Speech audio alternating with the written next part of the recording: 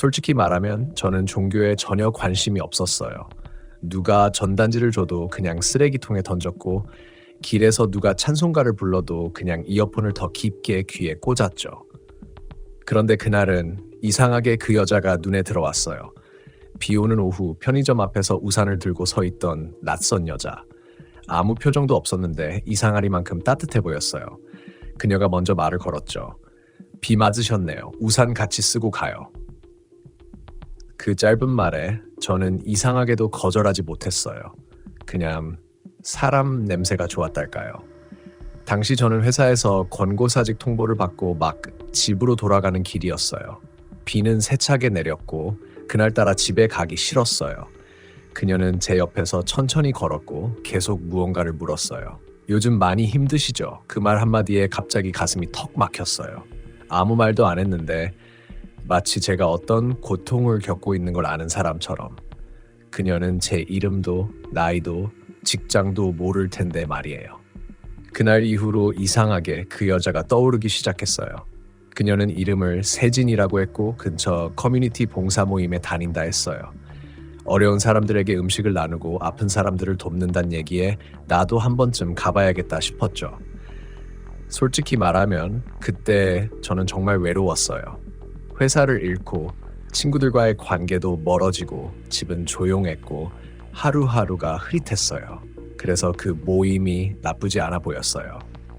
처음 방문한 곳은 낡은 상가 3층이었어요.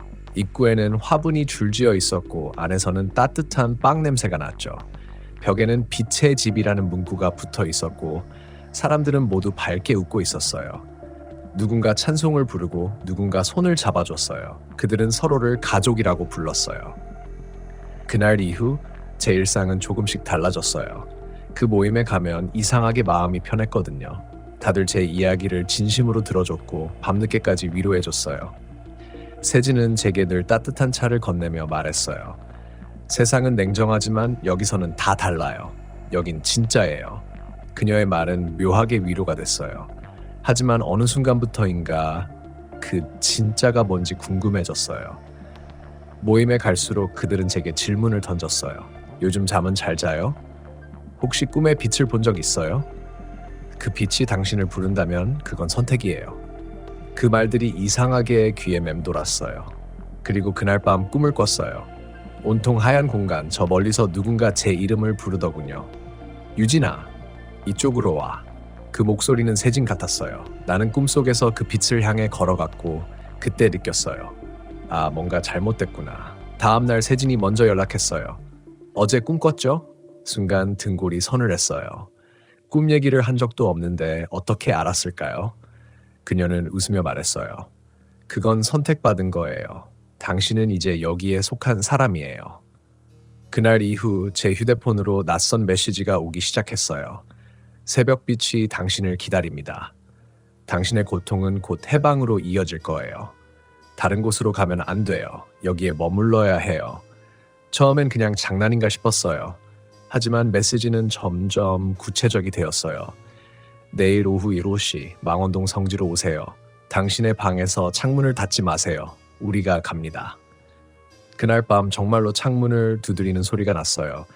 처음엔 바람 소리인 줄 알았는데 톡톡톡 규칙적이었어요.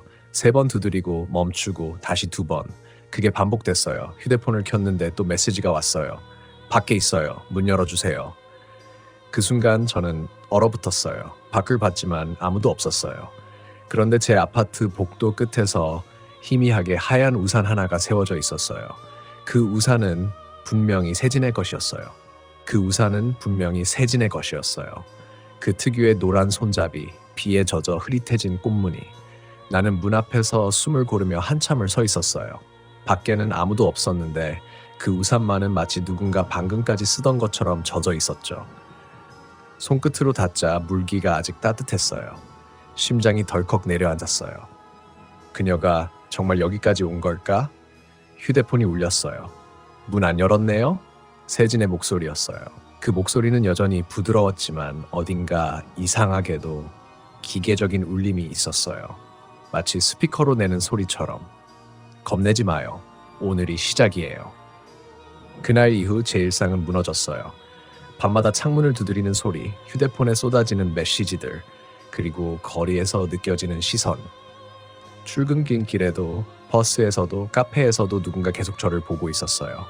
하얀 옷을 입은 여자들, 같은 색 가방, 같은 헤어핀. 처음엔 그냥 우연이라 생각했지만 하루 이틀이 지나자 확신했어요. 그들은 저를 감시하고 있었어요. 회사 동료에게 이 얘기를 하려다가 멈췄어요. 내가 이상한 사람처럼 보일까봐. 하지만 어느 날 출근길에 버스 유리창에 비친 제 뒷모습이 정말로 누군가 서 있었어요. 아무도 없는 자리에 하얀 옷자락 하나가 흔들렸어요. 도망치듯 퇴근한 그날 밤 세진에게서 전화가 왔어요. 왜 도망가요? 지금 어디서 보고 있어요? 유진 씨는 이미 선택받았어요. 빛을 본 사람은 다시 어둠으로 못 돌아가요. 그녀의 목소리가 귓가에 맴돌았어요. 그리고 다음 날 회사 앞에 하얀 봉투 하나가 놓여 있었어요. 안에는 제 퇴직서, 복사본, 주민등록등본, 그리고 짧은 메모. 모든 건 정리됐어요. 이제 오기만 하면 돼요. 어떻게? 내 서류가 왜 그들에게 있는 거죠? 그때부터 공포보다 더 깊은 감정이 생겼어요. 속박감. 내가 이미 어딘가에 묶여 있다는 느낌. 숨을 쉬어도 공기가 무거웠고 창문 밖 하늘은 늘 회색이었어요. 그리고 그들은 끊임없이 다정했어요. 유진 씨, 괜찮아요? 우리가 기다리고 있어요. 세상은 당신을 버렸지만 우린 아니에요. 그 문장들이 이상하게 달콤했어요. 마치 절벽 끝에서 누군가 손을 내미는 듯한 기분. 그래서 결국 저는 그들에게 다시 갔어요. 그게 잘못의 시작이었어요. 그날 빛의 집에 들어서자 공기가 달랐어요. 지난번에는 따뜻한 빵 냄새가 났는데 이번엔 향 냄새가 진동했어요. 마치 불태운 꽃처럼 달콤하면서도 숨이 막혔어요. 안쪽에는 하얀 옷을 입은 사람들이 원을 그리고 앉아 있었어요. 그 한가운데 세진이 서 있었어요. 그녀는 미소를 지으며 저를 맞이했죠. 돌아왔네요. 이제 정말 가족이에요. 그녀가 제 손을 잡았어요. 손끝이 너무 차가워서 잠깐 움찔했어요. 조금 있으면 빛이 올 거예요. 그 빛을 본 사람은 새로 태어나는 거예요. 주변 사람들은 눈을 감고 작은 속삭임으로 기도했어요. 빛이시여, 우리를 데려가 주소서. 새로운 세계를 허락하소서. 그들의 목소리가 겹치면서 공간이 흔들리는 것 같았어요. 저는 자리에서 얼어붙은 채 움직일 수 없었어요. 그 순간 세진이 제 귀에 속삭였어요. 유진 씨, 당신도 해야 해요. 그래야 문이 열려요. 문? 무슨 문을 말하는 거지? 나는 그녀를 바라봤는데 그녀의 눈동자에 내 얼굴이 비치지 않았어요. 검은 유리처럼 아무것도 없는 눈동자. 그제야 깨달았어요. 내가 지금 있는 곳이 사람의 공간이 아니라는 것. 그녀는 미소를 지으며 제 손목을 잡았어요. 이제 당신은 우리와 함께예요.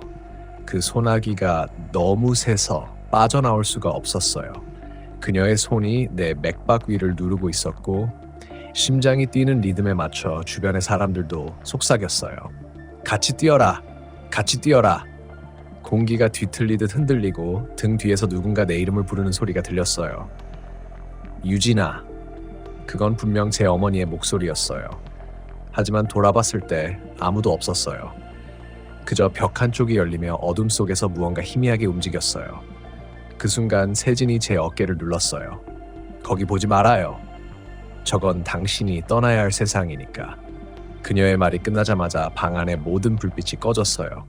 완전한 어둠 속. 단 한 줄기 눈부신 빛이 천장에서 떨어졌어요.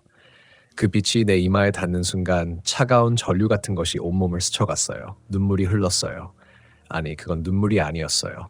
뜨거운 소금물 같은 고통. 그들은 손을 들고 외쳤어요. 이제 태어났다. 순간 주변의 모든 소리가 멎었어요.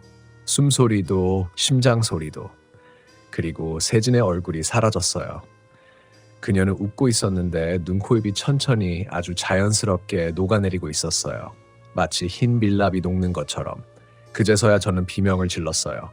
이게 뭐예요? 뭐 하는 거예요? 그들은 아무 말도 하지 않았어요. 그저 제게 다가와 손을 얹었어요.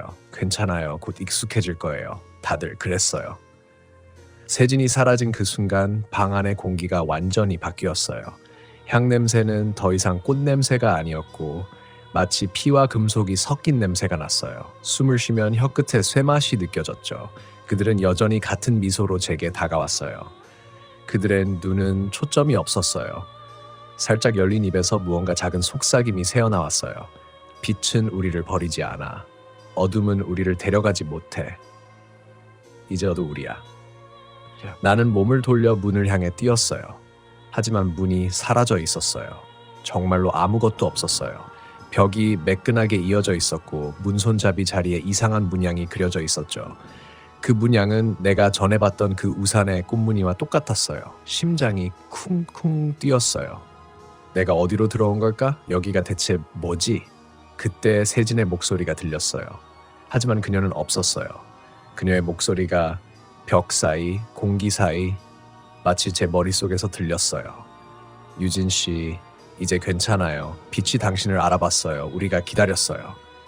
그 목소리는 다정했지만 동시에 너무 가까웠어요. 귓속을 할 듯 울렸어요. 저는 귀를 막았어요. 하지만 목소리는 제 안에서 들렸어요. 도망치지 마요. 당신은 이미 안에 들어왔어요. 눈앞이 흐릿해지더니 방 안의 사람들이 움직이기 시작했어요. 그들은 하나둘 고개를 들어 제게 웃었어요. 하지만 그 웃음은 사람의 표정이 아니었어요. 입이 귀 끝까지 벌어져 있었고 눈이 반쯤 감겨 있었어요. 그들의 얼굴에서 세진의 얼굴이 조금씩 겹쳐졌어요. 마치 모든 사람이 같은 얼굴을 하고 있는 것처럼. 저는 비틀거리며 뒤로 물러났어요. 그때 누군가 제 손을 잡았어요. 따뜻한 손, 하지만 너무 세게 쥐었어요. 유진아, 나야.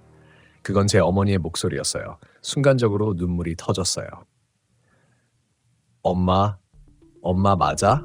하지만 고개를 들었을 때 그 얼굴은 어머니가 아니었어요. 세진이었어요. 엄마는 이미 빛으로 갔어요. 이제 네 차례야. 저는 그대로 비명을 지르며 몸을 빼냈어요. 뛰었어요. 벽을, 바닥을 아무 곳이나 향해서. 그런데 이상했어요. 뛰어도 같은 곳이 반복됐어요. 벽에는 같은 그림, 같은 문양. 달려도 도망쳐도 다시 같은 사람들 속으로 돌아왔어요. 그때 한 남자가 제 앞을 막아섰어요. 그는 회색 셔츠를 입고 있었고 눈 밑에 짙은 그늘이 져 있었어요. 늦었어요.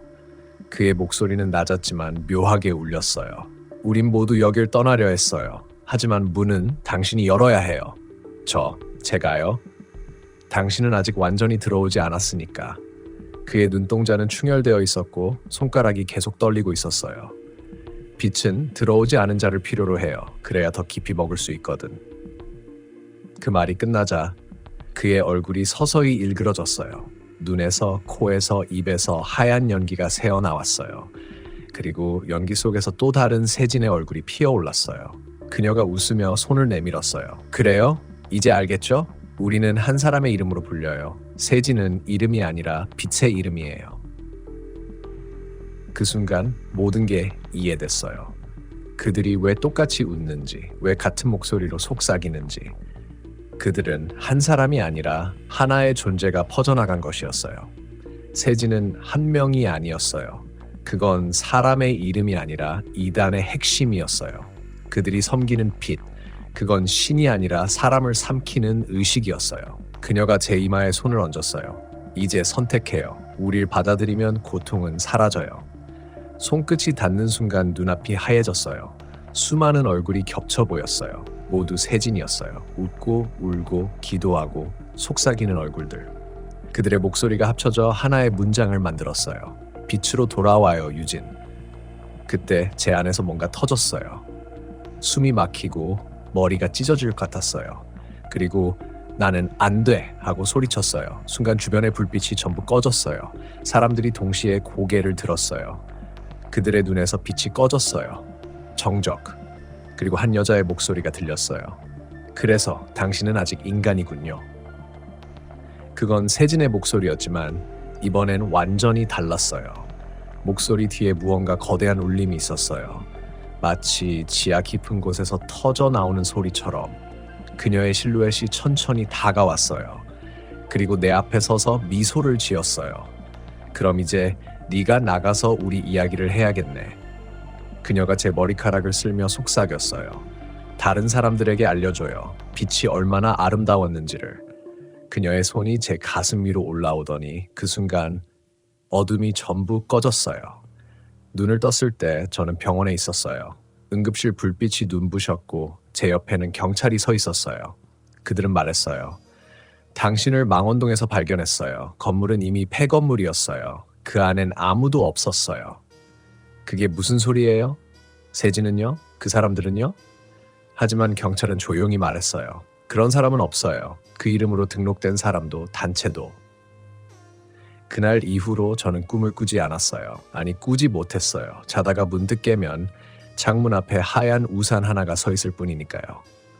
병원에 누워있던 첫날 밤 잠을 잘 수가 없었어요. 눈을 감으면 그 방이 떠올랐어요. 하얀 옷, 향 냄새, 그리고 세진의 목소리. 그녀의 손이 내 이마에 닿던 순간의 감각이 아직 남아 있었어요. 아주 미세한 전류처럼 피부 밑에서 계속 움직이고 있었어요. 의사는 제가 극심한 스트레스와 공황 상태에서 쓰러졌다고 했어요. 그 말이 틀린 건 아니었지만 그게 전부는 아니었어요. 나는 분명히 거기서 무언가를 봤어요. 그리고 그것은 지금도 나를 알고 있다는 느낌이 들어요.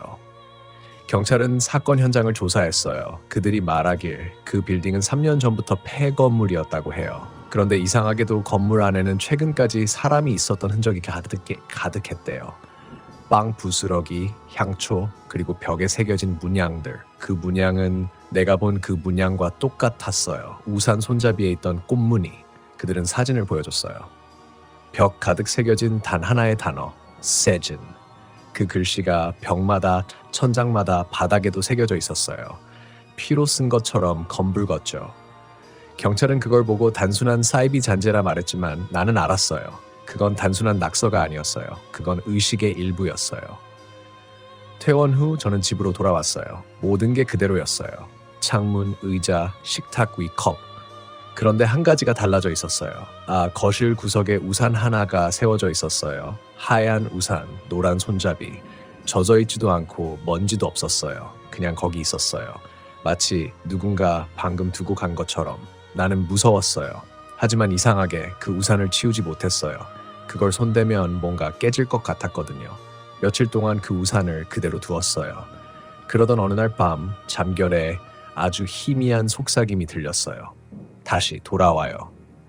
그 목소리를 듣는 순간 심장이 멈출 것 같았어요. 몸을 일으켰지만 방 안엔 아무도 없었어요.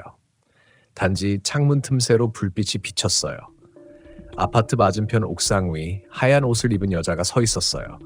비를 맞으며 천천히 저를 바라보던 그녀. 그녀는 웃고 있었어요. 그리고 손을 들었어요. 그 손에 들려있던 건 내 우산과 똑같은 하얀 우산이었어요.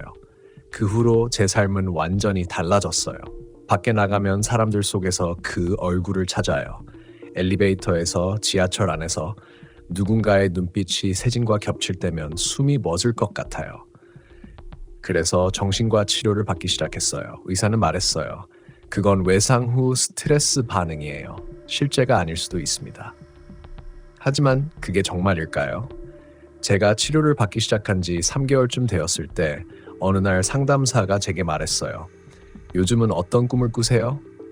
저는 대답했죠. 요즘은 빛을 봐요. 그녀의 얼굴이 잠시 멈췄어요.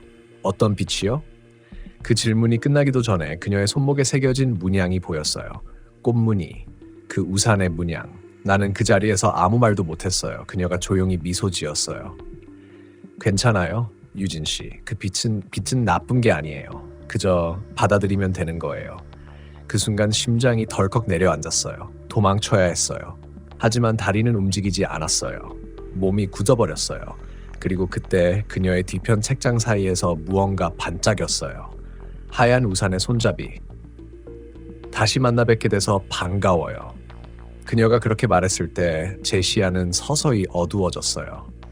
이 이야기를 듣고 나서도 당신은 여전히 누군가의 다정함을 믿을 수 있을까요? 비 오는 날 편의점 앞에서 누군가 같이 우산 쓰고 가요 라고 말한다면 제발 그 손을 잡지 마세요. 왜냐하면 그들은 여전히 빛의 이름으로 사람을 찾고 있으니까요.